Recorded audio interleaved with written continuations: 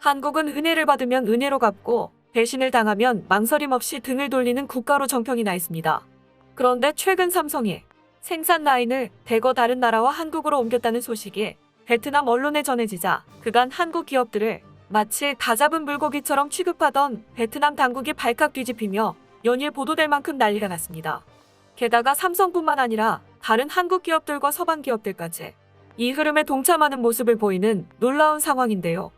결국 베트남의 배신으로 한국이 새로운 우방국을 물색하자 그동안 한국이 투자해주기를 바라며 자신들의 모든 것을 바쳤던 한 국가가 환호하고 있습니다. 이번 상황에 대해 자세히 살펴보겠습니다. 2020년 당시에 한 소식이 전 세계를 떠들썩하게 만들었습니다.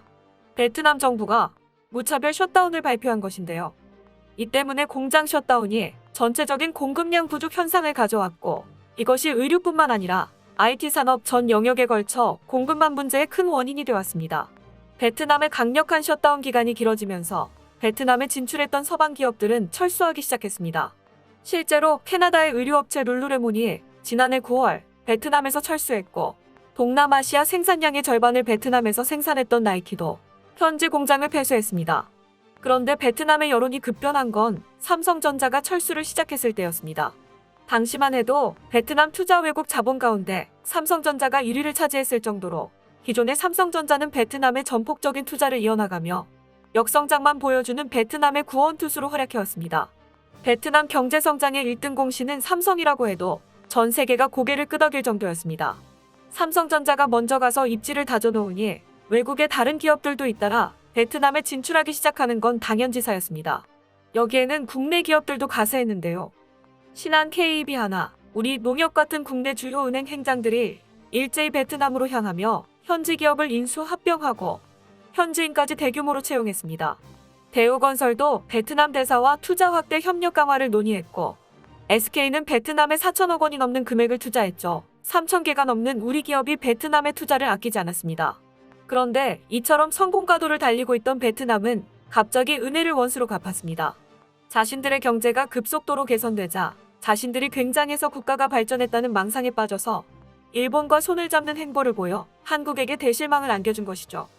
경제 성장 후 베트남인들이 제일 먼저 한 일은 한국인들 보고 바이러스를 옮기고 다닌다는 유언비어를 퍼뜨리며 한국의 방역 체계를 폄하하는 것이었습니다. 베트남에 입국하려는 한국인들을 한데 모아서 촌동네로 보내 사람이 먹을 수 있는지 의심이 되는 음식을 전달하며 격리시키는 만행까지 저질러 전 세계에 충격을 주었습니다. 거기서 한편으로는 한국의 진단키트 지원을 요청하며 도움을 구하는 뻔뻔한 태도를 보이기까지 했는데요. 이를 지켜보던 한국의 기업들은 결국 한 가지 결심을 하게 됩니다. 바로 손해를 감수하고서라도 장기적으로 봤을 때 베트남을 떠나야겠다는 것이었습니다. 한국 기업들의 막무가내로 공장 셧다운을 명령하던 베트남 당국이었지만 상황이 이렇게 되니 다급해졌는지 현재 남아있는 한국 기업들에게 철수하지 말라는 메시지를 보내며 애걸했지만 때는 늦은 뒤였습니다. 2월 4일 베트남 노동신문에 따르면 한국 기업을 따라 서방 기업들까지 줄줄이 베트남에서 철수하는 사태가 벌어지면서 베트남 정부는 대유행 사태 이전에 경제 성장률인 7%를 목표로 내세우고 있었지만 그런 바람과는 정반대인 역성장으로 가게 되었습니다. 여기서 한국의 지원을 간절히 바라는 베트남의 앞에서 보란듯이 한국이 선택한 나라가 바로 중앙아메리카의 과테말라였습니다. 재밌는 점은 최근 베트남의 의류, 섬유 산업에서 철수한 우리 기업들이 투자를 확대하는 곳이 바로 과테말라라는 것입니다. 한국 입장에서 과테말라는 6.25 당시 한국에게 물자를 아낌없이 지원을 해줬던 고마운 국가였던 만큼 협력할 동기는 충분했습니다. 한국과 과테말라는 1960년대부터 수교를 시작했으며 올해로 무려 62주년이 되는데요. 한국에는 잘 알려져 있지 않지만 알고 지낸 시간만큼 과테말라는 한국을 매우 각별하게 생각하고 있습니다.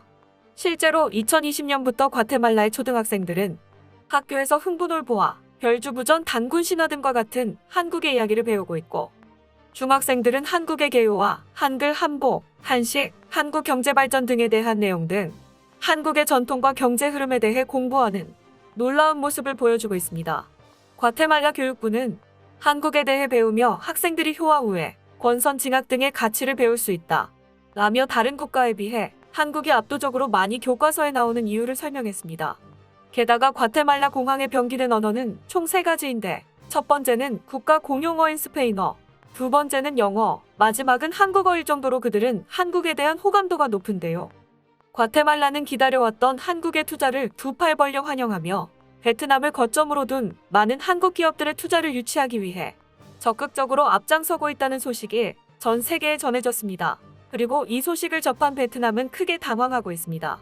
원래 과테말라는 주력으로 삼고 있는 의류, 섬유 산업이 베트남의 확연히 뒤처져 국가적 위기가 올 수 있다는 말까지 나오고 있었습니다.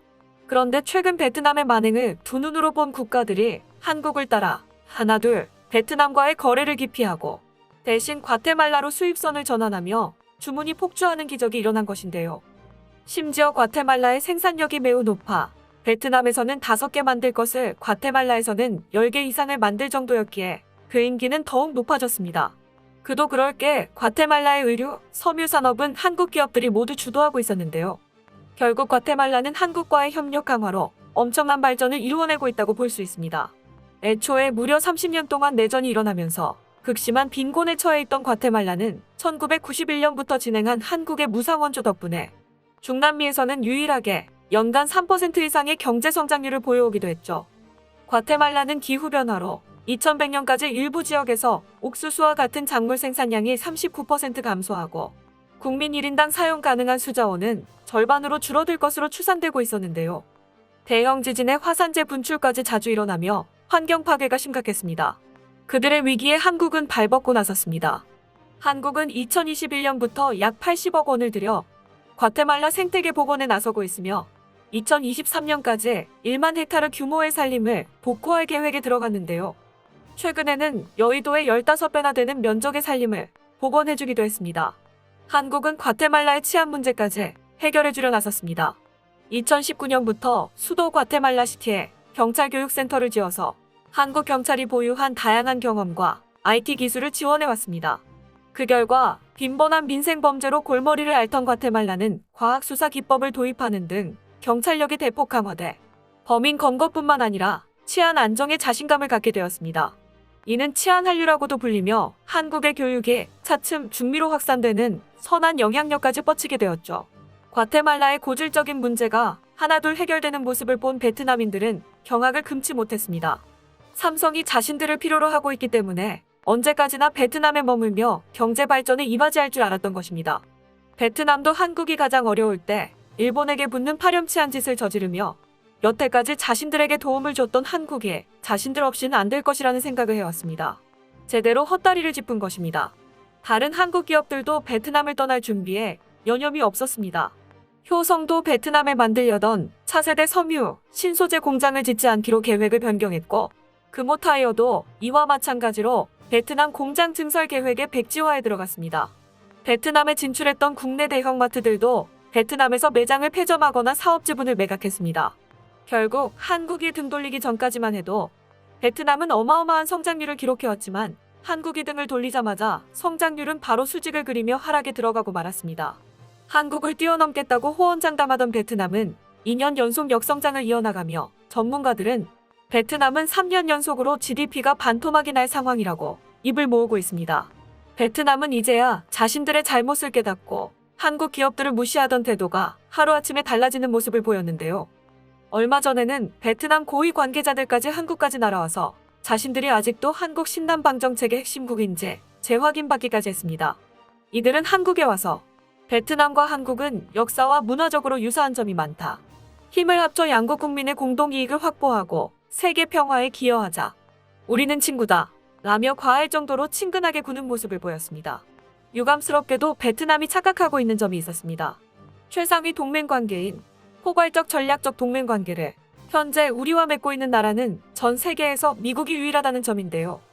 간단하게는 베트남처럼 외국 투자와 공적 개발 원조로 연명하면서 고마움을 모르는 나라를 최상위 단계로 격상시켜줄 선진국은 그 어디에도 없다는 것입니다. 한국이 가장 어려울 때 일본에게 붙는 기회주의적 행보를 보인 베트남은 오랫동안 깊은 신뢰를 보여준 라이베리아, 모로코, 태국, 과테말라 등의 수많은 우방국들과 한국이 협력을 강화하는 상황을 보고는 땅을 치고 후회할 수밖에 없었습니다. 우리나라 특유의 신의를 중요시하는 외교 방식은 한국의 국제적인 신뢰도와 위상을 드높여준 하나의 요인이기도 합니다. 대한민국이 앞으로도 오랫동안 한국과의 신뢰관계를 지켜온 국가들과 서로 도움을 주는 관계를 지속하기를 바랍니다. 끝까지 시청해주셔서 감사합니다. 도움이 되셨다면 좋아요를, 다른 이야기도 궁금하시면 구독을 눌러주세요.